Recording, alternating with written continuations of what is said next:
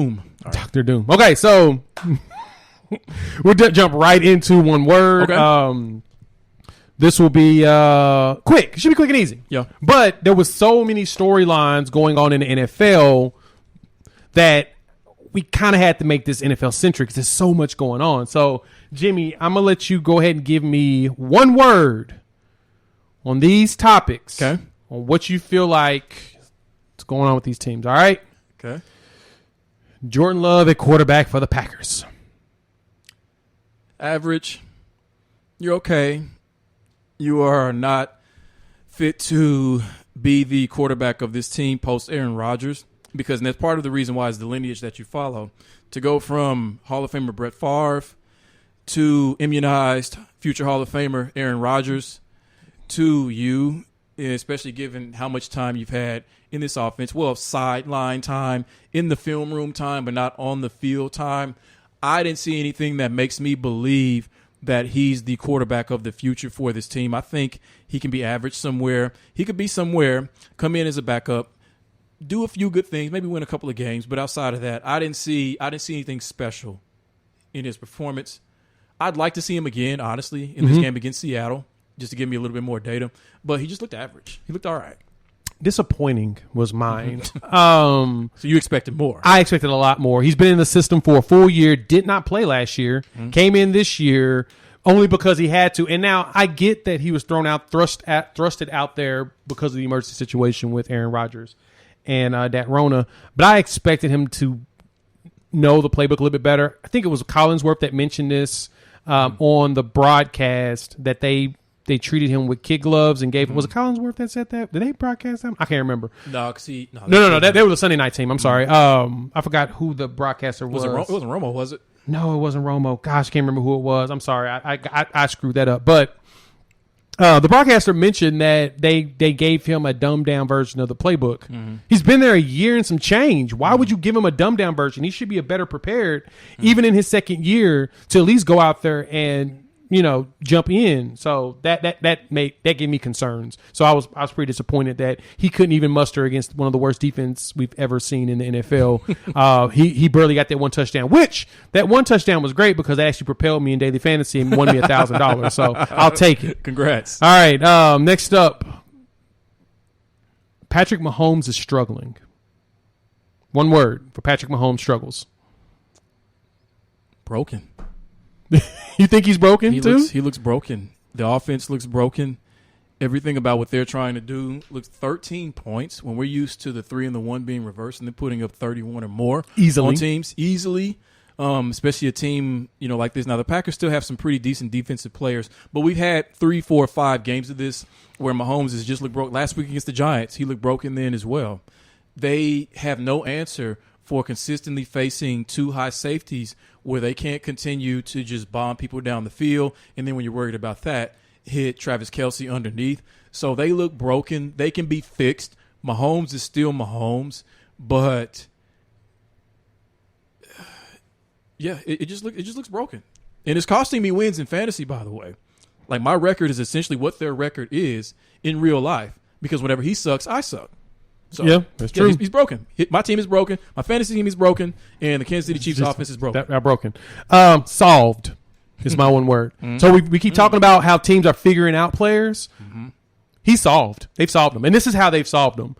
There was a video that was circulating around. I think I sent that to the group text. Patrick Mahomes talking about how he started playing quarterback his junior year in high school. He's a safety before that, which is even more weird. He went through college. He just now started figuring out tendencies and defenses in 2020, halfway through the season in 2020. Yeah. He said that on the LeBron James, the shop. He said that on the shop to Maverick Carter and all of them. Yeah. He said that he just started to figure out the tendencies in defense. Not figuring out defenses, but the tendencies, additional stuff, the more nuanced portion of figuring out a defense. He just started doing that 2020. Teams solved and figured out that he doesn't really know their tendencies, and they're starting to adjust themselves for it. That's also the last thing on that. This was all the concerns about Patrick Mahomes that they had before he got drafted. The willy-nilliness on the passes, the bad mechanics, the bad decision-making. He's kind of doing all that stuff now. So he's out there playing backyard football, and that backyard football caught up with him. Mm-hmm. That's what it looks like. Yeah, the backyard shrinking. Oh, shrinking dramatically all around him. Okay. Lamar Jackson's comebacks this season. One word on Lamar Jackson mounting a bunch of comebacks. Confidence. Ooh. That there are going to be at least 1 to 2 times in the playoffs this season where he's going to have to do just that. So building the confidence in the regular season to be able to do that, to be able to overcome those first half deficits when things aren't going right, or when it looks like Kirk Cousins is about to beat you and then you realize he's Kirk Cousins and that we have a chance to come back and win this game. And so building that confidence in the regular season to be able to do this in the postseason, I think has been one of the missing ingredients that Lamar Jackson has needed, or that people have said he couldn't do in order to get to the next level as an elite quarterback. So that's what he's getting, confidence. I can see that. I like that word. I'm going to steal it too. Okay. Confidence. So Lamar, the team, the narrative around him was that he could not lead his team to a comeback. Mm-hmm. He wasn't going to throw the ball 30-something times to win games. He couldn't do it before. He was 0-6, including the playoffs in his first 3 seasons, including the playoffs when trailing by 10 points or more. He's done it 3 times this year already. He's come back from, 4 games this year with the Lions, the Vikings, the Chiefs, and the Colts games. Lamar is showing a lot of confidence in just being a passer. He's getting his receivers. The receivers are developing better. This is the one thing. We talked about how the biggest struggle that the Ravens had is that they didn't have wide receivers, good enough wide receivers for Lamar. And I will say that his first 2 years, yes. But we're in the 3rd year now, and these players are starting to evolve themselves. Hollywood's getting better at his route running, and he's getting open, and he's actually now he's catching the ball, because at the beginning of the season he dropped like 3 touchdowns, and he realized that I got to do better about this. Yeah. Andrews has always been him, but Andrews had tendencies of dropping, but he's starting to get more confident. He's catching. So I think if the confidence is starting to just seep into everybody on the roster on the offensive side, especially because they have a running back by committee and they're still putting up rushing yards. Like, you still have to not only respect Lamar Jackson, but you got to still respect Le'Veon Bell, Devontae Freeman. You still got Tyshawn Williams. You got to respect all of them running the ball as well, even when Lamar's out there running for 100-something yards.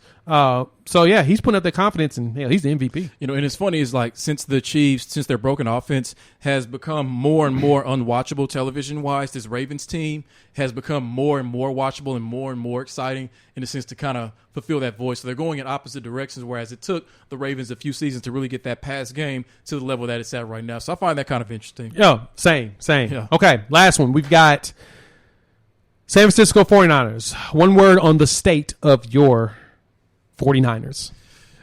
Failure. Abject, unequivocal, 100% pathetic failure.